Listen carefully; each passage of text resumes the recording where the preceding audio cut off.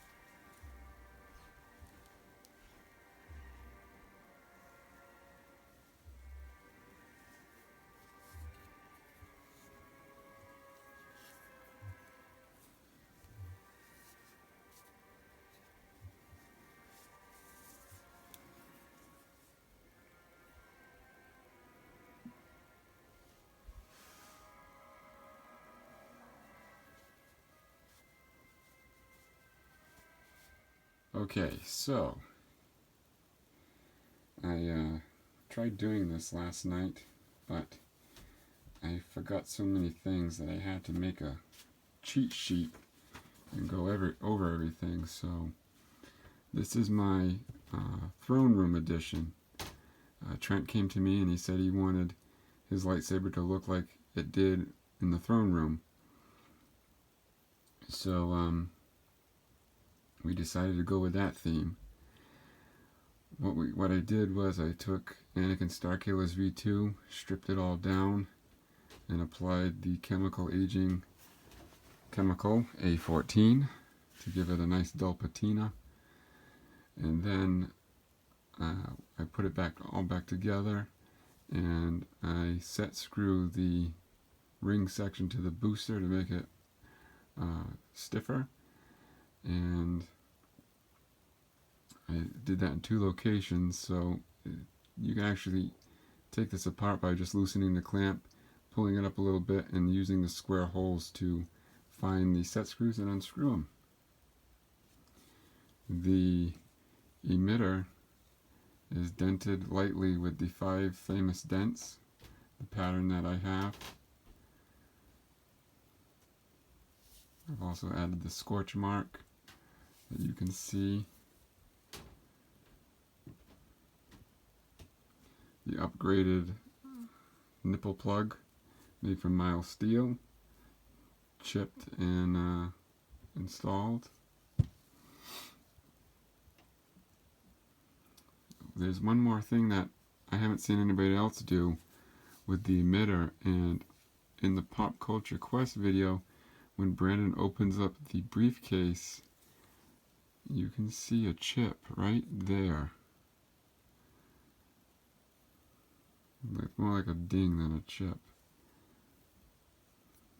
Let's see if I can get that. Right there. And you can see it multiple times throughout that video. So I added the little, I call it the Hamel chip. The pommel has also got physical damage to it, like the Celebration 7 photo. The V2 is painted in the High Performance Flat Black, number 7578. The wind vane is TrooperTrent's color combination with Rust-Oleum paints, and sadly I can't get it to look like it does underneath this LED lighting. The lighting in my bedroom sucks.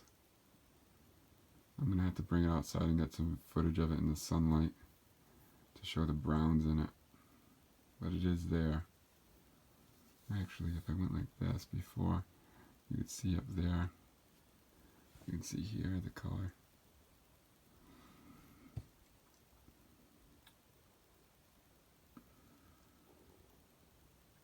Once I spray paint the flat black on here and remove the stencils, I go over each chip, each and every chip, crap, with a Shisker Bob skewer, and I weather each chip. And I rough up every edge. I go over every edge to flatten it down, scrape it up, and then in some sections I will rough up one little part. And then after every single chip has been roughed up and weathered, I go over it with a paper towel and I buff it in certain areas. Scott JUA was the one who taught me that trick, and it works really great. It gives the lightsaber a whole nother dimension when it comes to that. Once I have weathered all the paint chips, I mask off the wind vane, and well, before that, even on the emitter and some of these chips, I've added a little bit of the wind vane color to especially these two chips here, because in Brandon's Facebook profile picture you can clearly see overspray on those chips. You can't see it from here. I'm roughly like 2 feet away from it. You can't see it, but when you look in close, sure enough, you'll be able to see my wind vane color on there. And the emitter was also sprayed with like a gray color, so I took the liberty and put a little bit of gray specks here and there. Nothing noticeable, nothing you'll be able to see when you hold it, but when you look up close, you can see it's there. And then I clear coat the whole thing. Don't forget the wind vane is masked off because there's gloss paint in there, and you want that shine finish to it. Again, when Brandon opens up that briefcase, you can clearly see the wind vane is shiny in certain areas because the paint's all weathered up. So I clear coat the whole thing, and when you clear coat it, ironically, it really does change the color of the metal. And at first I was a little scared because it dulled it down quite a bit. So again, I thought back to Scott's trick on shining up the flat black in certain areas. So I ran over it with a paper towel again, and sure enough, buffed it right back to being satisfied with the sheen. So now that the paint is sealed and the metal is sealed, because if you're using A14, it has to be sealed. If you don't, the patina will, I believe it's oxidizing, and kind of make these little salt crystals on the outside, and it will destroy the finish that you just worked so hard to do. And A14 is very expensive, so you're just throwing it away. So it is a must to seal it, unless you're my friend Ethan who says he's not sealing his. So I also, Trent supplied the parts, and it came with Roy's locking nut here, so I used some browns and blacks and yellows to make some rust, and I splattered that on the nut there to send it back to him, so it looks rusty, but he can just scavenge out the nut in the sidebar there and throw it in there for a nice patina. The clamp is weathered with, I'm going to butcher it, Tamaya weathering plates. They look like makeup, and it actually comes with like makeup freaking pliers, and threw a bunch of different browns in there and grays, and even all over the clamp I've weathered it up. The Kalash scar, I don't know if you can see it from there. Very, very light. Me and Trent were talking, and we have a theory about this thing, and we have to just dig through our reference material and see if we can prove it. We have a really good theory on it. Trent was really, really involved throughout this whole build. we would meet up at least once a week via video chat, go over all sorts of strategies. So even though he's 2,000 miles away, everything involved in this build is him. I was basically just a puppet. He would tell me what he wants, I would do it.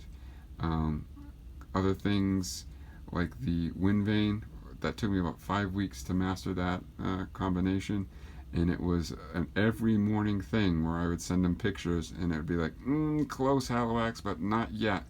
And it just made me strive for that perfection and kept me going. And everything, we've gone through everything together on this. The inside the rings, I've used the same Tamiya weathering products, and my buddy Kevin926 on the forum, he swore by these things years ago. He told me, you gotta get them, it's the best stuff, rah, rah, rah. You gotta try it, I love it. And I just kept on pushing it off. I'm like, yeah, I'll do this, I'll do that. Anyway, I finally broke down. I bought every single one they had, and it's freaking awesome. I put that inside the ring grooves there, and then I've used like sand, rust, gray, and believe it or not, a little bit of green. And you just throw it all in there, and when I have it in there, it looks all gunky and junky, and I just keep on brushing it out with actually Q-tips, because the Q-tip fits perfect in there. So if you just keep on going like this, it keeps the makeup and earth down right in the grooves. You don't want too much in there, you just want enough. You know, you just want enough. You don't really want to see it, because when Hamill's holding it in the pop culture video, you really don't see it. I mean, you have to look dead on to see that color.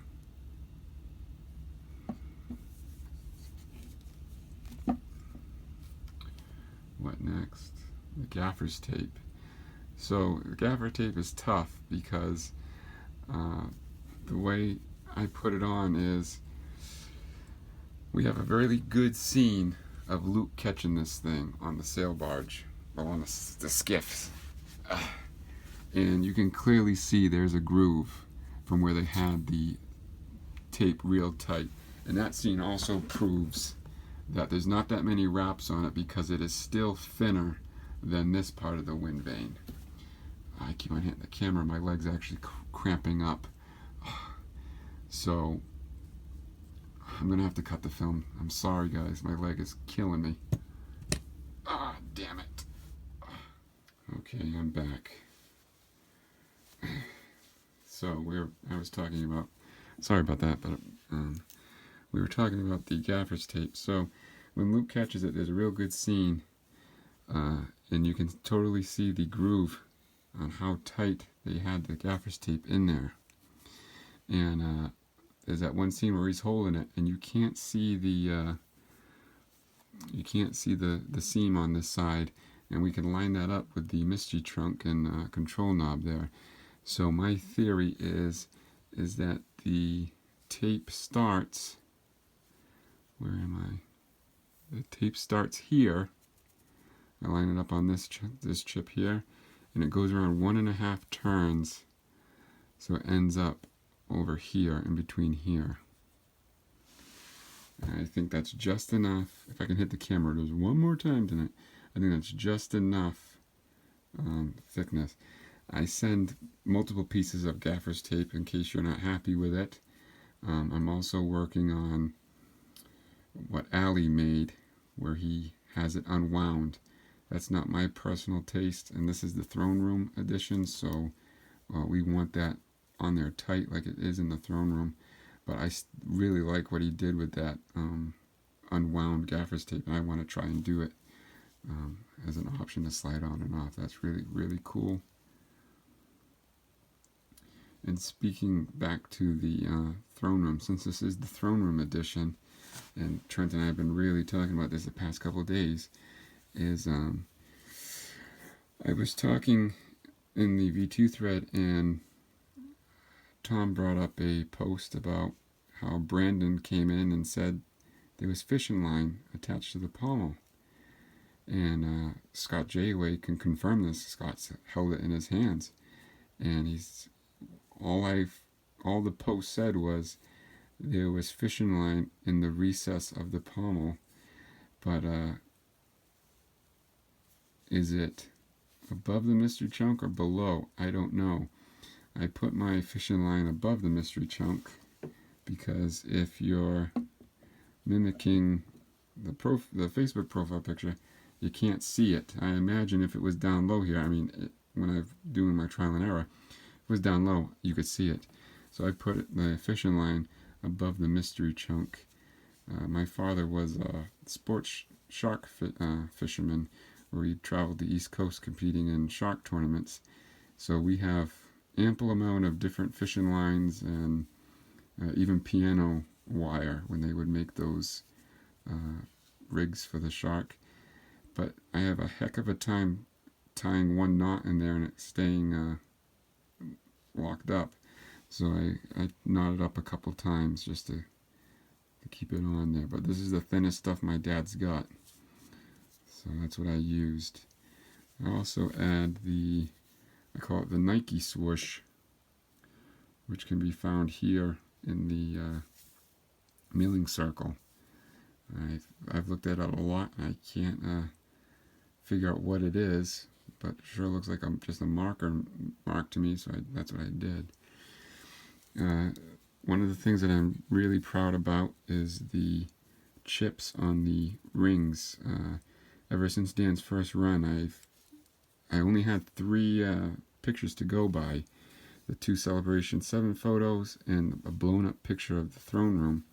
And if you go like this, I've matched every chip all the way down, every characteristic, everything I've matched.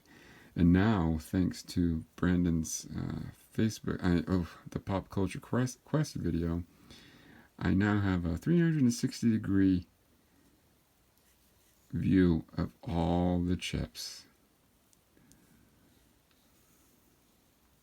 Each one. These aren't random. These aren't fabricated. This is a lot of hours checking over the pop culture video and freeze framing and running to Walgreens and printing them out and just staring at them over and over and over again. So I'm very proud of my ring section.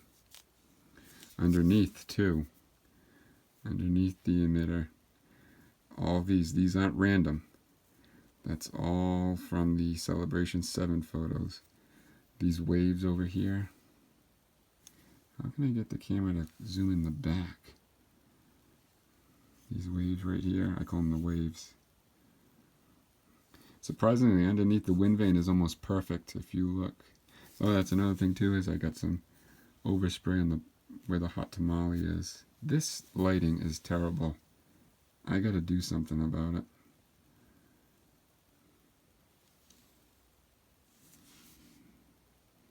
Let me go over all my notes here, make sure I didn't miss anything. But I have to apologize. Oh, the lever weathered up. I have to apologize for how long this took. I've had some family emergencies that have not been fun, and slowly but surely everything's getting back on track. Life is becoming positive again, and I'm going to start cracking on my lists after you're up next. So the box, I'm a carpenter by trade, and the last house that I've done worked with a lot of exotics, bamboo, cypress, cherry, mahogany. All this stuff came in basically tree trunks, and my father and I had to plane it all down multiple times. And whenever I get my hands on exotic woods, I always keep them because you never know. So this box is made out of bamboo, bleach blonde bamboo, and then the inside I have lined with leather, weathered all the brass screws. The stand is red oak. These perches are mahogany. and wrap some leather on there. I made these 2 rivets here, Trent, so just remember the higher rivet means emitter. That's how I do it, because it is a little staggered. I think it's 3mm difference, so that way you can always get it on there straight. If you want to use this, you don't have to use it.